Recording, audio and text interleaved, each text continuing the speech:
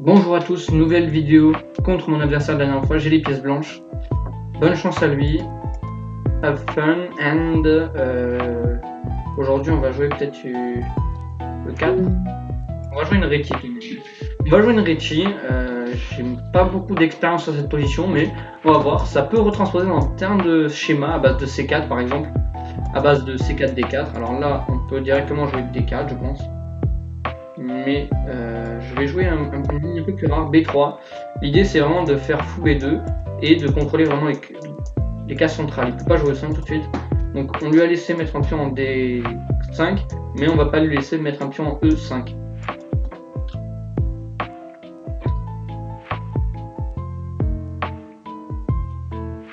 Là je m'attends à cavalier C6.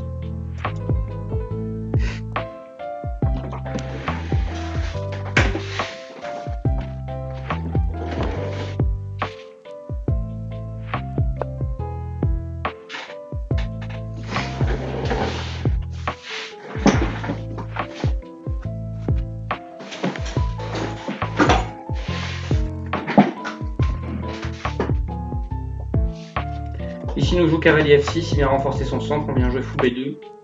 On vient contrôler la case 5. Alors il fait KC6, je peux jouer E3. Je peux jouer E3 un double sur ghetto. Je pense que je joue G3. Parce qu'après je peux jouer D3 et cavalier D2. Parce que si je joue E3, D3, j'ai l'impression que c'est un peu bizarre. Alors, si je joue D4, oula, ça avance vachement son pion, on va juste se développer. Là il fait 2 coups de pion dans l'ouverture. Ok, certes ça prend de l'espace, mais je trouve que ce pion est vachement faible quand même. Notamment avec une sortie de cavalier potentiellement vers là. Alors il fait E5, alors c'était ça son idée, prendre de l'espace. Alors là il faut que je ralentisse la poussée E4, donc il faut que je joue D3. Alors on a beaucoup de pions sur case blanche, mais au moins on contrôle vachement les cases blanches et les cases noires aussi. L'idée ça va être de mettre le cavalier en C4, et on va faire pression sur le pion E5 et sur un potentiel fou D6 qu'on pourra échanger.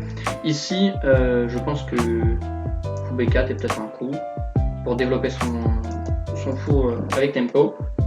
Sur fou B4 je vais jouer cavalier D2, fou D6 aussi, je vais jouer cavalier D2. Je temporise, d'abord je développe mes pièces, on met les pions au centre. Alors moi je suis à peu près flexible, je contrôle la case de 4, je mets mes pièces pour contrôler le centre. Je développe mes pièces et ensuite troisième principe, je vais roquer. Donc là je m'attends à petit rock, fou F5, fou E6, dame E7, quelque chose comme ça. Voilà, dame E7.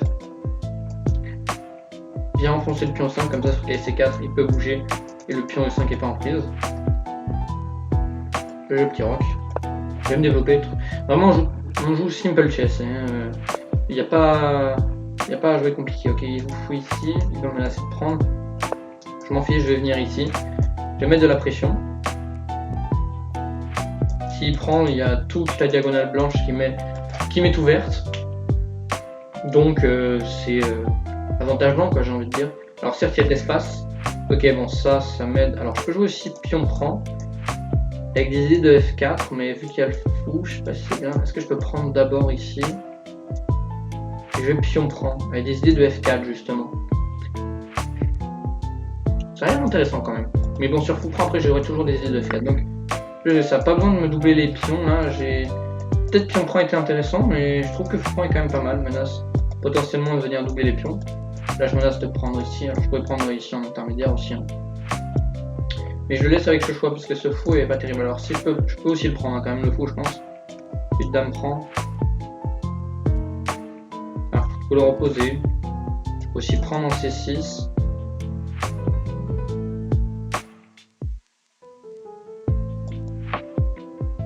Et tranquillement développer ma dame. Alors s'il fait B5, attaquer le cavalier, j'ai prends C6 intermédiaire.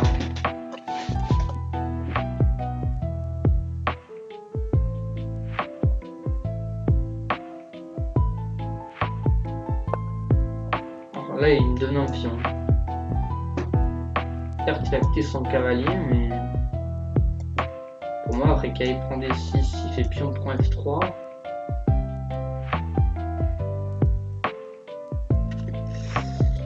Pas sûr, je pensais que c'était pas incroyable, mais pour moi après fou prend ça a l'air vraiment pas mal. En fait pourquoi? Parce que ça l'oblige quasiment à faire cavalier prend au lieu d'avoir du coup pion prend cavalier prend et d'activer son cavalier. Là sur le biche quasiment à faire cavalier prend. Je reprends, il va reprendre, et ensuite je peux prendre en D6. Alors certes j'ai une faiblesse là, mais il y a quand même aussi une faiblesse là, faut pas l'oublier. Donc tout de suite on vient appuyer sur la faiblesse, donc là je m'attends à tour F8. C'est extrêmement logique et on va probablement ici tout échanger et entrer dans une finale où c'est vachement égal. Il n'y a pas plus égal que ça. On avait du coup une asymétrie, là on a une asymétrie sur la console. Alors il fait tour D8, bon. 2-3, je peux jouer un pion prend. C'est moi qui me retrouve avec une faiblesse, mais lui aussi a une faiblesse. On peut jouer ça, on peut jouer une variante un peu plus annulante à base de prendre des 4. On peut, mais après il doit quand même faire dame prend C2. Et tour D2 quand même je menace dame prend A7. Donc prendre des 4, je suis pas sûr que ce soit si annulant que ça. Il peut jouer dame prend. Ok, là je suis obligé de remanger en E2. Il mange en C2. Ouais. Je prends A7. Il veut prendre E2 d'abord. Mais j'ai quand même prise en B7. Donc là je gagne un pion, j'ai l'impression. Attends, je vais calculer. Mais dame prend défend le pion A. Donc soit le contre-jeu c'est dame prend E2. Et dame prend B7. Tout est défendu. Donc écoutez, dame prend A7, ça ne merde pas là. Après il peut jouer le tour à 8 s'il veut, mais j'ai l'impression quand même s'il a de l'activité, je trouve que ça va pas mal. Donc là je prends en B7. Là tout est défendu chez moi. J'ai un pion de plus. Donc là il a un pion passé en D. Et moi j'ai quand même. Alors certes il a légèrement avancé, mais il a par rapport à mon pion A, mais sinon ça va. Alors il fait dame prend A2. Alors non, c'est vrai que j'avais pas fait gaffe quand je prenais en B7, il faut prendre en A2. Tour F1 il devait être pas mal, essayer de chasser la dame. Mais elle pourrait toujours rester je crois sur cette lignée. Je pense que je vais avancer le pion B. Hein. Donc là on a une asymétrie, en fait non je pensais que je gagnais un pion mais non. Je calcule pas, alors là faut éviter, voilà, faut tout regarder dès le début en fait. Ici à partir du tour D8, ici il faut regarder fou prend, cavalier prend, dame prend. Sur fou prend, il faut regarder cavalier prend. Sur fou prend, il faut regarder dame prend. Sur fou prend, il faut regarder cavalier prend, dame prend E2. Il faut aussi regarder dame prend C2. Sur les deux variantes dame prend C2, dame prend E2, il faut regarder dame prend A7, etc. Toutes les variantes que je vous ai montrées. En gros, la partie. Dame E6, je pense que je peux juste pousser le pion. Un pion passé, c'est vraiment extrêmement fort en finale de dame. Et il n'y a pas de contre-jeu sur mon roi. Hein. C'est dame contrôle tout. Puis elle peut revenir en G2 à tout moment. Donc B5, on envoie le pion passé. Lui en fait, moi j'envoie mon contre-jeu. Dans des finales de dames, c'est extrêmement compliqué d'arrêter les pions passés. Donc moi j'avance mon pion, alors il fait ça. J'ai bien envie de jouer dame C6. Alors s'il fait dame C6, je peux faire tour FC8. Si j'échange tout ici, c'est nul.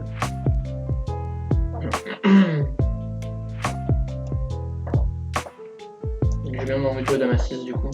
Dame A6 avec la même idée, donc d'appuyer le pion passé.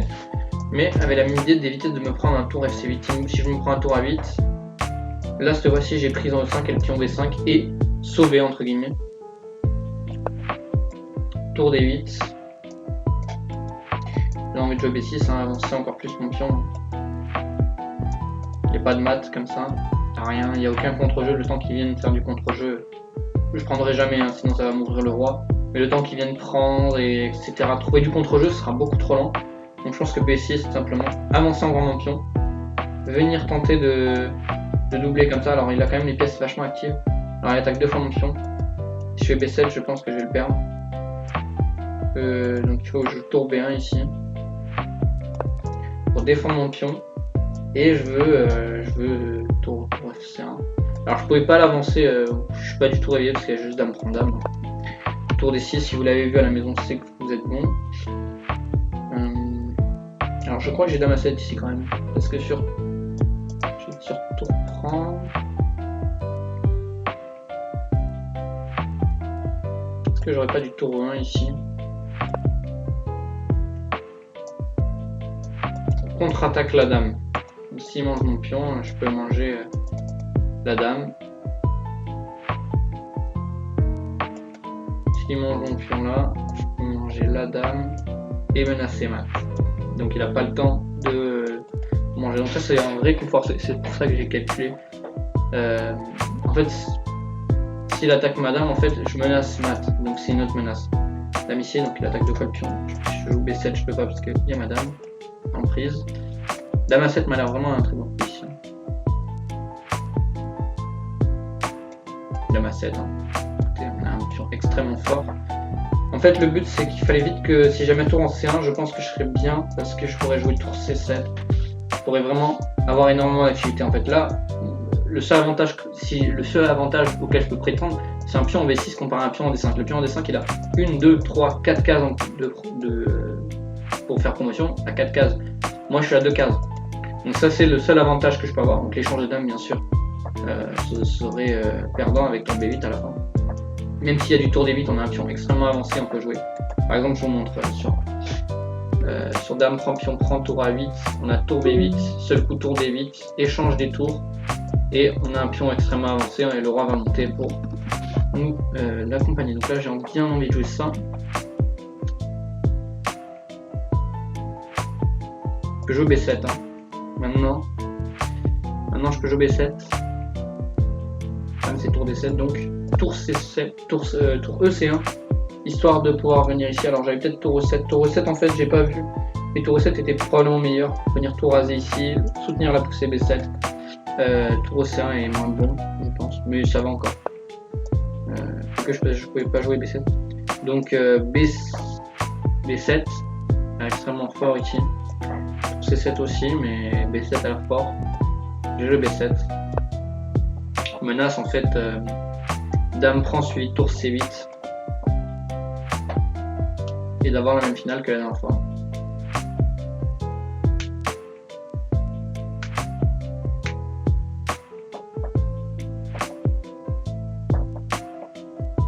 Puis G6 donc il sort des maths du couloir, donc ça c'est une bonne idée. Là je menace dame prend tour SC8. Que je menace tour C8, je pense pas, parce que ça. Quoique si je menace tour C8, parce qu'il y a du tour D8 à la fin. Donc non, je menace tour C8 pour venir attaquer 2 fois ici.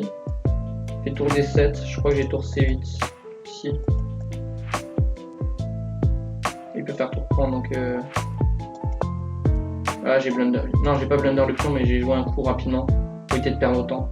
Là, je vais jouer dame prend au prochain coup. J'ai paniqué, il me reste 3 secondes à la pendule. Bon, pour l'instant tout est défendu, j'ai cru que je perdais le pion B7 et j'allais souffrir, mais je peux quasiment pré-move ça. Si tour C7, je peux échanger sûrement. Ou je vais venir là plutôt. Là, s'il échange les tours, c'est une meilleure version parce que je peux faire dame prend B8 et tour C8. Il n'y a plus de tour D8 à la fin pour venir défendre en B8. Je vous montrerai tout ça à l'analyse sûrement.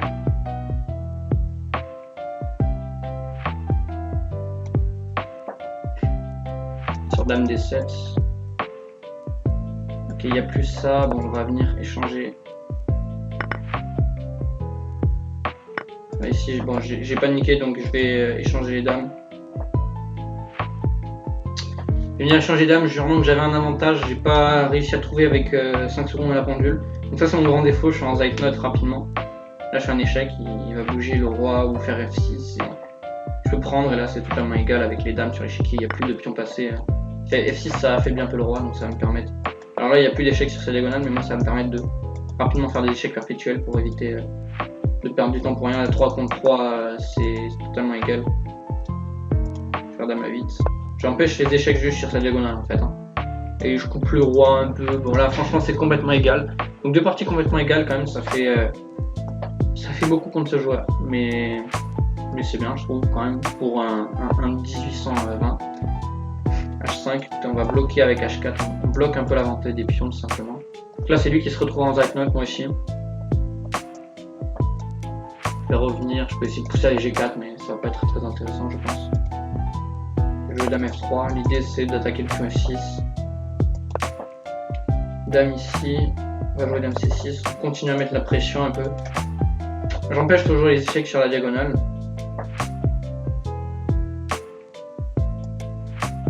Revient faire dame à 8. Il a bien consolidé ici, hein, donc il n'y a absolument rien à craindre. Dame F3.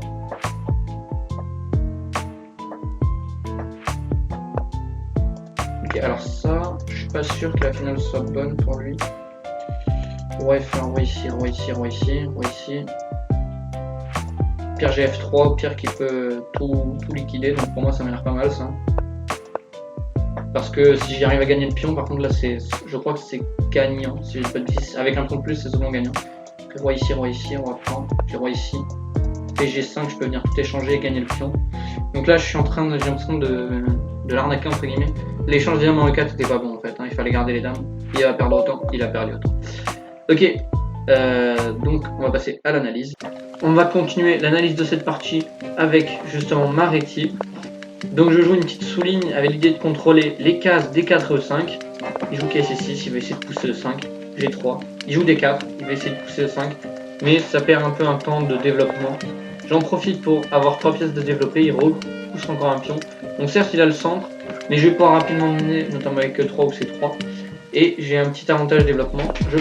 Alors je joue D3, il faut stopper quand même la poussée E4. Il se développe, donc là, mais j'ai quand même le trait, donc je me développe. Il joue Dame E7, petit roc, fou G4. Menace de prendre peut-être le fou, il met de la pression ici. Il m'aide à donner son fou de case blanche en premier. Donc le roi est pas si faible, hein. Il y a le fou de case blanche qui veille. Le fou a une excellente diagonale. Le cavalier est extrêmement bien placé, on peut prendre, on a de la pression sur E5 et on peut prendre à tout moment le point en B6. Pour éviter de se prendre des trucs comme B5, on peut jouer aussi A4 pour éviter que notre cavalier soit déstabilisé, vu que le pion est en D4. Il n'y a que le pion B5 qui peut l'attaquer. Petit roc, Dame D2, on se développe. E4. Donc ici je décide, alors il fallait prendre plutôt d'ici du pion. Sur cavalier prend E4, ce qui m'embêtait c'est ok, ça crée une faiblesse. Dame D3, il faut encore harceler la dame. Dame D1, il faut rejouer cavalier E6. Voilà, il faut jouer E3. Mais pour moi, cette position, alors il y a cavalier prend, mais ce cavalier, je trouve, ça redevient vachement égal. En pratique, pour moi, ça c'est égal. Il peut venir échanger les fous de case noires. Il me dit l'ordinateur que ça c'est extrêmement compliqué. Alors là, ça laisse quand même un fou en main. Ah oui, non, il y a la dame, je suis pas réveillé. Donc ça attaque la dame. Et donc elle doit défendre le pion. On me dit que c'est légèrement avantageux, mais franchement, cette position, je crois pas tout à fait. En pratique, ok, certes il y a des pions doublés, mais pour moi, après Dame D6 par exemple, alors non, pas il y a le cavalier encore une fois, le fameux cavalier, mais on doit lâcher le pion, mais il y a quand même en fait l'activité qui va compenser. Je pense que cette position en pratique, je trouve qu'elle est vachement égale, même si l'ordi dit pas forcément, n'est pas forcément d'accord avec moi. Mais bon, ça c'est. Faudrait faire une analyse vachement pointueuse si nous connaissons pas mal de temps. Décide de tout donner du coup, mais de venir doubler les pions, mais il a forcément du contre-jeu ici. Il faut prendre. Et ici, du coup, on échange tout. Alors j'ai un avantage. Ici, j'ai pris en B7, il fallait jouer à 4. Menacer dame prend B7. Empêcher les dames B5, du coup il devait jouer dame E4. Et j'ai une majorité de pions à l'aile dame. Ici, j'ai quand même un pion passé. Alors c'est relativement égal. Mais pour moi, cette position était quand même vachement facile à jouer pour moi que pour lui. Voilà, déjà là, ici, alors j'ai fait tour 1 qui était pas bon, il fallait mieux jouer dame A7. Décoordonner les pièces, ensuite jouer tour C1 ou tour E1. Décider de jouer tour 1 et gagner un temps sur la dame. Ici, il pouvait prendre en B6. Alors j'ai mal calculé tour prend E6, il y avait tour prend E1. Voilà, non. Ok, roi G2, et puis on prend E6. Et donc cette finale, après dame prend E6, était. Je pouvais tenter de pousser, mais les deux tours étaient vachement fortes, je devais défendre en C5. Et là, je pense qu'il peut même tout échanger ici. Et cette finale est complètement égale, s'il a envie. Il peut pas vraiment tenter de gain, mais moi non plus ici dans cette position. Je peux toujours essayer, mais ça va être compliqué. Là, déjà, voilà, là, ici la finale, alors je joue pas forcément les coups les plus précis. Mais cette finale est gagnante. Ici, tour C2, c'est un manque de temps, il nous restait 3 secondes à la pendule. Dame prend B8, je l'ai vu. Ici, je savais que c'était gagnant. Je trouvais juste pas le gain avec 3 secondes à la pendule. Du coup, ici, il fait tour C7. Et j'ai encore dame prend B8, je fais tour C1. Qui est encore une erreur. J'avais dame prend B8. Encore à l'idée de dame. Dame prend B8. S'il prend en C2, bah, je prends juste en D8. S'il prend là, s'il peut pas prendre, je fais tour C8. Au prochain coup, s'il fait roi G7, je fais tour C8. Et donc, il est obligé de perdre encore une fois. C'est exactement la même variante que tout à l'heure. C'est juste que l'ordi a rajouté des points en plus. Je trouvais juste pas Pour moi, je pensais que prendre la colonne, ces 3 secondes à la pendule, c'était vachement compliqué. Si je fais tour C8, j'ai vachement annulé. Dame D4 était légèrement plus fort pour garder l'avantage, mais bonne chance pour gagner cette finale qui est à plus 0,7. J'ai décidé tout simplement de liquider avec pour éviter de prendre des risques. On reste sur la diagonale, on fixe sur H5. Là, c'était des idées de H4 et d'affaiblir mon roi. J'empêche tout ça, roi H7. Et ici c'est totalement égal. Alors en fait j'ai mal jugé, je pensais que cette finale était pas mal, mais roi F5 c'est pas bon à cause du roi D4. Mais roi ici, par exemple voilà, c'est si on échange des pions, on comprend bien que c'est égal, hein, cette finale. Alors dites je joue pas forcément les coups très précis, mais sur roi F4 pour le débordement, il y avait du roi D4, ça. Si on vient manger le pion en fait, on va perdre celui-là. C'est ça, il y a la prise en passant, s'il fait ça, il y a prise ici. Et en fait, certes on a 2 pions de plus, mais en fait le pion est plus rapide. Donc c'est pour ça qu'on peut pas vraiment tenter en fait d'aller manger. Mais c'est vrai que roi F5 pour se rapprocher des pions est plus logique. Le problème c'est qu'il y a roi D4, zugzwang. Le coup de la partie c'était ça. Donc par exemple G5. Et là on peut pas passer. Hein. On attend, je pense, avec les noirs. Si on peut directement envoyer le pion pour moi. Je sais pas si ça marche, mais ah, peut-être pas. Ça marche peut-être pas. Ça marche pas, donc c'était peut-être pas ça la ligne qui gagnait. À trouver G5, sinon on peut juste jouer un autre coup, je pense, un G5. Là je prends, on reprend E4, roi G4, juste on attend, fait roi H3 par exemple, et là on fait roi F3 pour le bloquer. On commence pas à avancer les pions tout de suite, roi ici on peut faire roi F3 potentiellement, roi F5, roi G2, roi E4, roi E4, et on va là tranquillement. En fait alors il fait H4, bon là on attend, admettons, roi H2, roi F6, roi G2. Ok, c'est toujours gagnant, mais il faut quand même revenir au bon plan. Roi F5, roi F3, roi F6, roi F4, roi F6, F3, voilà. En fait, on va tranquillement avancer nos pions, venir, si on en dit, venir chercher le pion, roi H6, roi F6, roi H7, roi G5. Et on peut même venir gagner le pion, et après avec 2 pions de plus, au moins on est sûr que ça gagne avec 2 pions de plus. J'espère que cette analyse de partie elle vous a plu et que la partie en soi elle vous a plu. N'hésitez pas à vous abonner, le petit pouce bleu, etc. Salut à tous, ciao ciao.